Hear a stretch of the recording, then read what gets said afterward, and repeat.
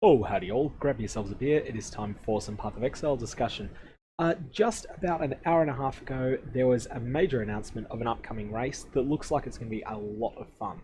So this is being put on by Zizaran, who's one of the biggest names in streaming for Path of Exile, in conjunction with the electronics payment processor Shopify. So basically, Shopify sponsoring the prize pool here. And the racing gauntlet is going to be based upon running hardcore solo self-found in a 10-day derivative of the Heist League, but with absolutely brutal private league mods in effect.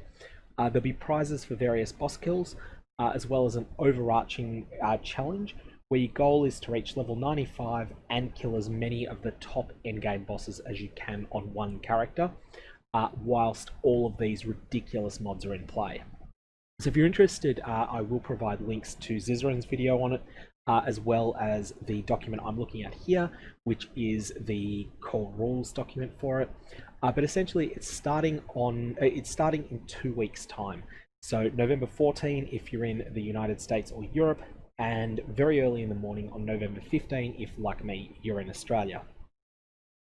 Okay, so at the moment you have the option of joining by contributing a few points to the crowdfunding pool, or alternately you can try your luck and join on November 10 if you want to join for free. I've already booked myself a spot in the one of the paid spots, and that basically subsidizes it for people who can't afford to spend money on it. So that's how you would join it. There's all the instructions are in this document. There's also a prize pool crowdfunding setup that they're using, where essentially Shopify are matching prizes up to 25,000 US dollars. So it's possible that the total prize pool could be 50,000 US. And the way that this is going is that there will be a random draw for a whole bunch of prizes, but additionally, then there's the main competition. So these random prizes aren't half bad. There's an NVIDIA RTX 3080 graphics card. That is going to go to one person chosen at random among all the ones who reach level 90 and delve depth 200. There's also various gaming consoles, lots of other good stuff for reaching other prize points. There's a whole bunch of MTX rewards, but the big one is the cash, and this is going to be a very large sum of money for people who get the highest point score. Now, the point score is based upon your character level capped at 95, plus bonus points if you can kill the Elder, 3 points. 3 if you can kill a Shaper, 1 if you can kill Atsuri, 6 for Uber Elder, 6 for Uber Atsuri, 2 for Awakener 0 through 7, an additional 2 for Awakener 8, so that makes it 4 points, and 3 points for the Mastermind at monster level 83. Additionally, there is 1 point per 100 delve depth that you reach. Once your character dies, because it is solo self-found hardcore, once your character dies, that character can no longer gain further points, but they don't lose anything. However, the big thing that's going to change this and make it really different to a lot of other similar races in the past is the league mods. Increased monster damage 2 is in effect, so that's like the map mod that adds 20% extra damage to monsters. This is a lot more significant than it sounds. 20% is not a high number, but trust me, this mod is scary. Basically, monsters always have Onslaught. Monsters gain 30% of their physical damage as extra fire, cold, and lightning. Now, what this means is that Hillock's critical strikes will one-shot your character on the Twilight Strand. You heard that right. Hillock will one-shot. Those little crabs in the first zone, they will chill, they will ignite, and they will shock with every single hit that they make. Additional multiple projectiles. Monsters fire 2 additional projectiles. So this really is a gauntlet. You're going to have to be manually dodging things because these things do so much damage. You're going to have to basically not get hit a lot more than usual while you're leveling. Reduced player resistances. Players start at -40 to all resists. So you'll need to get 175 points of each elemental resist that you want. Additionally, this -40 applies to chaos resist as well.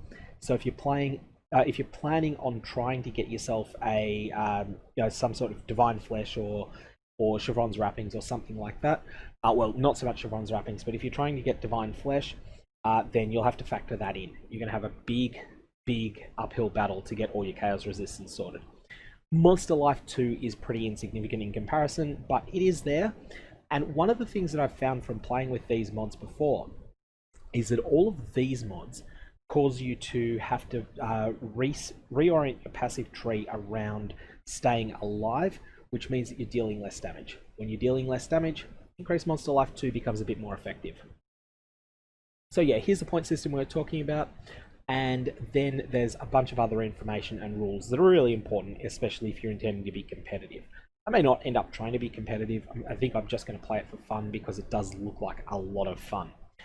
One thing that's important is that boss kills that use exploity type mechanics don't count. And there's an example of a kill that wouldn't count where Cirrus is off-screened on a build and Cirrus isn't actually acting. So that's not going to be acceptable.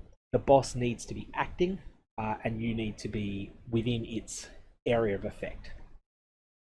You also can't swap characters around, and there's a bunch of other requirements, like you must kill the boss. You must submit a video of your boss kill within 24 hours of killing it. So, this is going to be a lot of fun, but then there's one more thing, and this is something that I'm definitely in discussions at the moment with trying to get organized, and that's the bounties. So bounties will be portions of the prize pool that are awarded for specific feats in game. So for example, some amount of money for the first Cortex kill.